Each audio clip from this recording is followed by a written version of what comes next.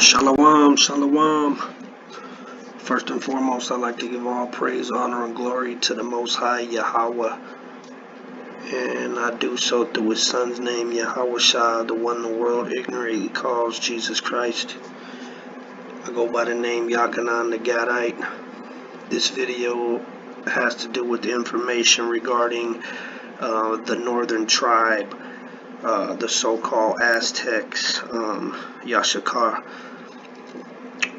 Basically, I want to get into some information as far as similarities between laws and punishment, and also the lies that were put on the Aztecs as far as the conquistadors.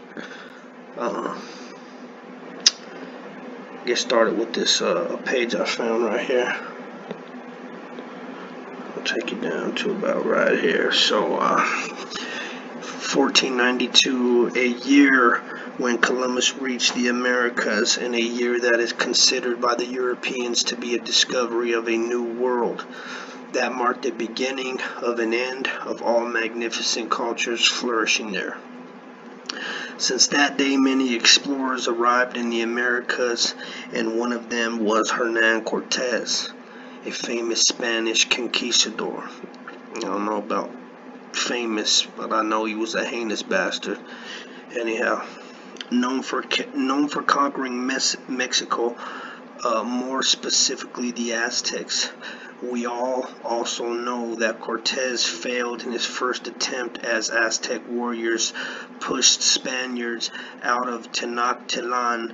Later, he conquered the Aztecs not because of his military prowess, but because of around 90% of native population vanished across all Americas thanks to European diseases. These dirty bastards. Terrible atrocities were caused upon the Aztecs, and of course, as any other conquering colonial force, they needed justification for such atrocities. So they came up with famous stories of human sacrifices.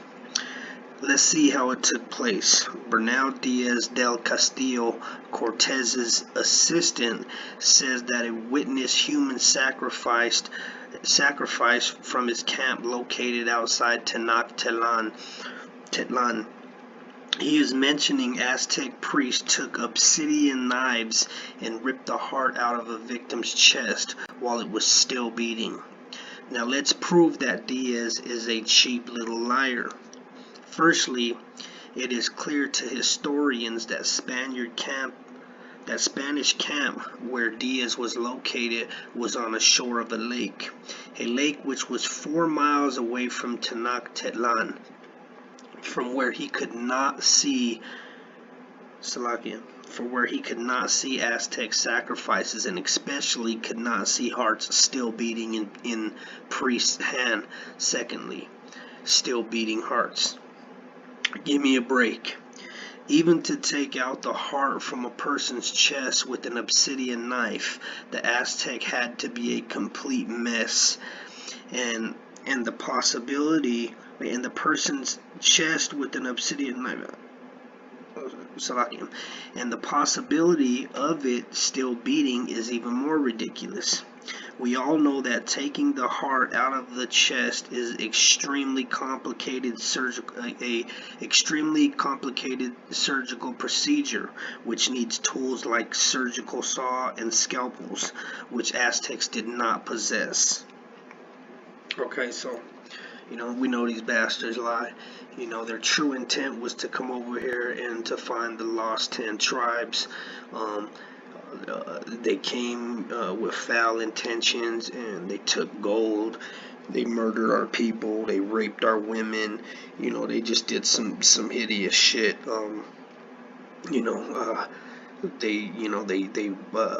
They destroyed all of our documents. And they added lies to the situation. But yeah, let's go over here to we're gonna go to 2nd Esdras 13, chapter 13 and verse 41, and read how the northern tribes got down here. 2 Ezra 13:41. But they took this counsel amongst themselves, that they would leave the multitude of the heathen and go forth into a further country where never mankind dwelt, that they might keep their statutes, which they never kept in their own land. And they entered into Euphrates by the narrow passage of the river. For the Most High then showed signs for them, and held still the flood till they were passed over. For through that country there was a great way to go, namely 1.5 years, and the same region is called Arsareth. Okay, that would be America. That's how we got over here. That's how the northern tribe got over here.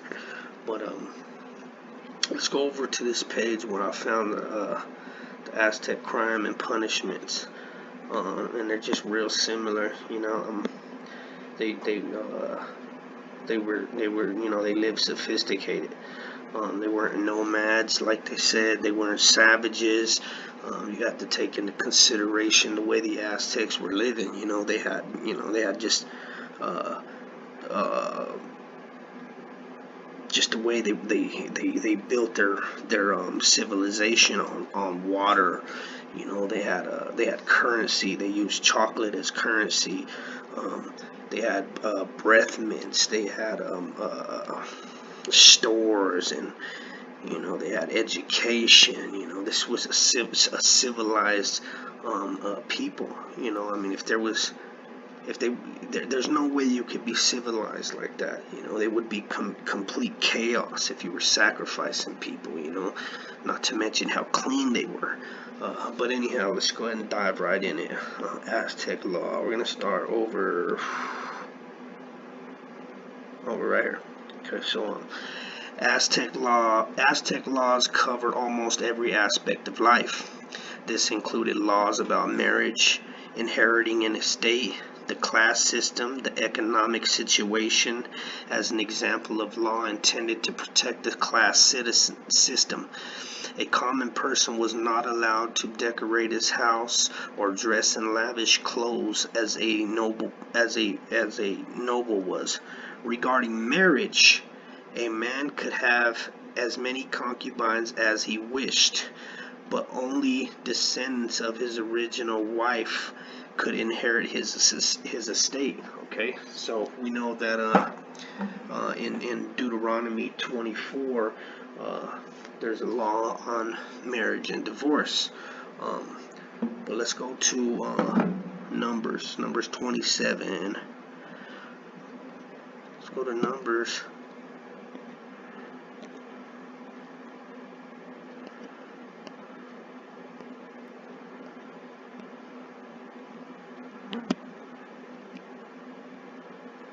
Numbers 27 and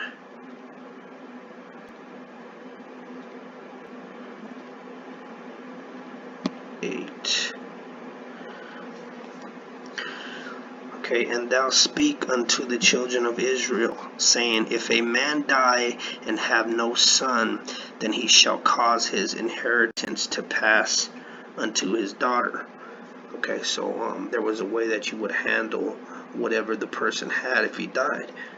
You know, a lot of civilizations, they didn't deal like that. They would, you know, just take what was there and move on. They weren't there was an establishment. You know, they didn't handle things like that. Only a people that had the law, statutes, and the commandments would know how to live and how to distribute. But let's go back to it. Okay, so regarding marriage, a man could have as many concubines as he wished. So we know, you know, King Solomon, he had like 300 wives or 700 wives and 300 concubines. You know, those are just similarities.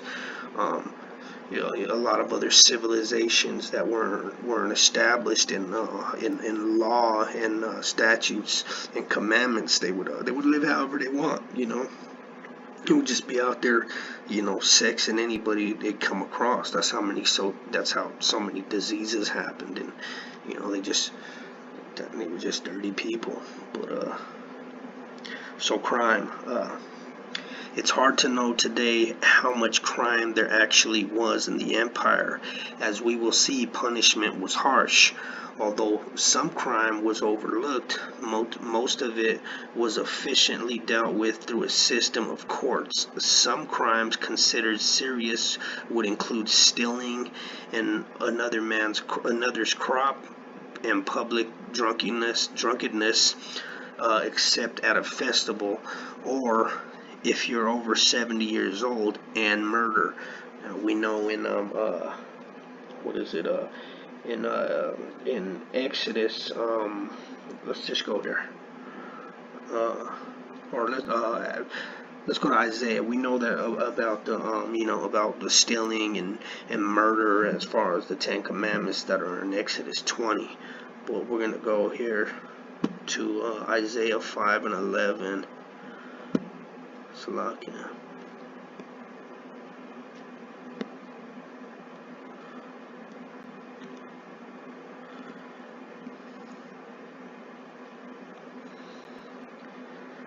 So Isaiah 5 and 11, woe unto them that rise up early in the morning, that they may follow strong drink, and continue until night, till wine inflame them. So, in our statutes, it wasn't okay to be drunk, in any other civilization, you could just get, continue to drink and just get hammered, and it wasn't a big deal because they didn't have any order, but the Aztecs, they had order. Where do we get it from? There's just too many similarities. Let's go back to courts. Most crime was dealt with in a local court where senior warriors would be judges. If the crime was more serious, it could be tried in Tenochtitlan in the Tecalco court. Very serious cases, such as those involving nobles, could be tried by professional judges in the emperor's palace. These judges may even include the emperor himself. The fact that much of the Aztecs' crime and punishment was swift and local made the system efficient, which it needed to be without a system of prisons. So us Israelites, throughout the Bible, we didn't deal with an incarceration system. There was the law, statutes, and commandments, and if you didn't abide by them, you were dealt with harshly. The Most High wasn't playing. Punishment. Remember that the people at the heart of the empire had recently been fairly nomadic. Get the fuck out of here. Nomadic, right? How do you go from being nomadic to just all these great things as far as their accomplishments that they've made? You don't make that kind of jump in humanity. We knew what was going on from the get. But anyways, a system of prisons was impossible. So Aztec crime and punishment had to develop along totally different lines. There were no prisons and no torture. Instead, the death penalty was a common punishment for crime. The criminal could be taken to an altar and put to death, strangled, or even stoned on the spot. Now we know being stoned was a big part of how you were dealt with in the Bible. I think there's like 22 verses as far as being stoned. Let's see. Sometimes there would be a lighter punishment. For example, if it was a first offense, a lighter punishment might include having your home demolished or having your head shaved. Now let's go to Deuteronomy.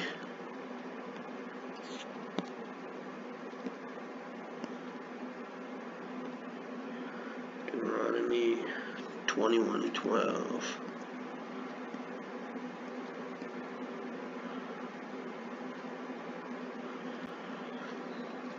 Deuteronomy 21:12. Then thou shalt bring her home.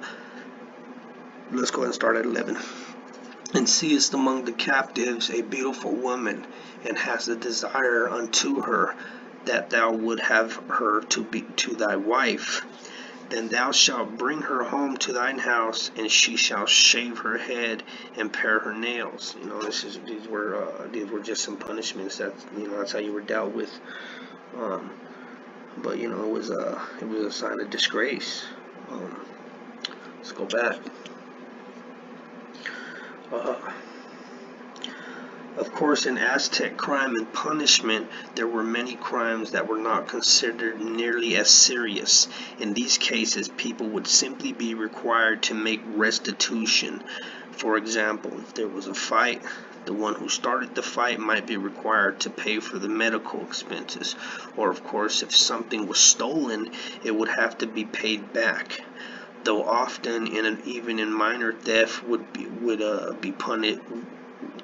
be punished with death. Slavery was often a punishment as well. In the Aztec Empire, slavery was a common way to pay back what was owed. Exile was also punishment in certain cases. Let's go to Exodus.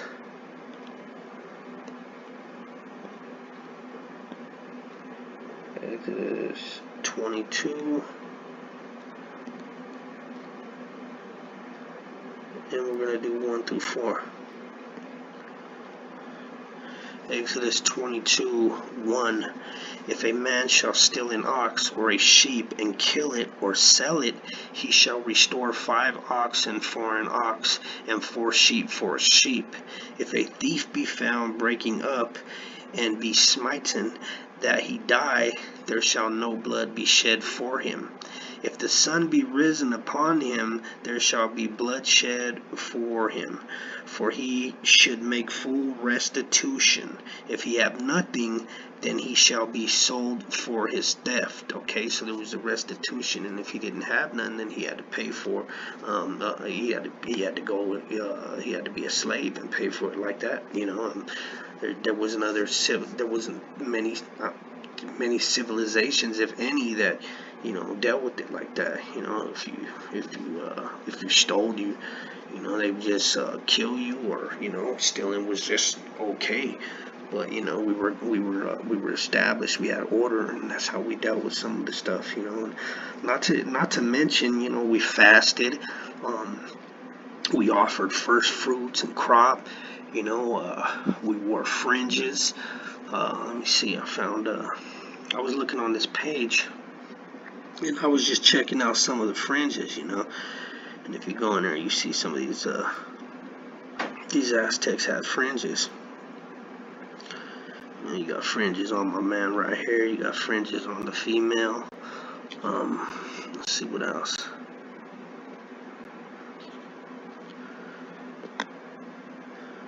All kind of good.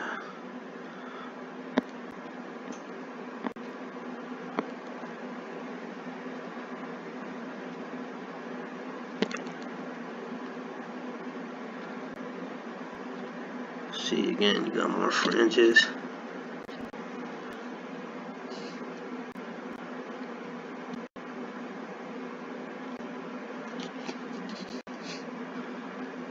Slovakia.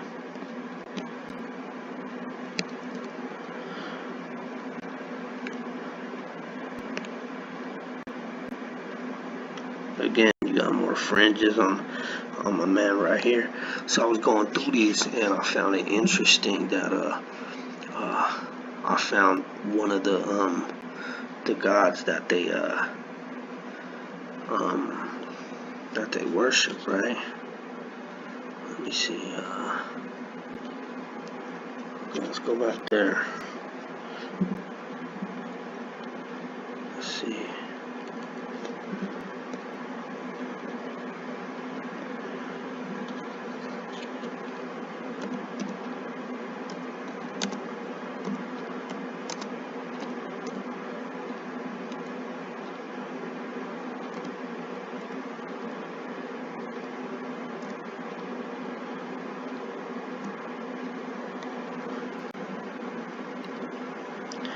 So I'm going through there, and, you know, I see old boy right here. This was one of their gods they served. Slovakia.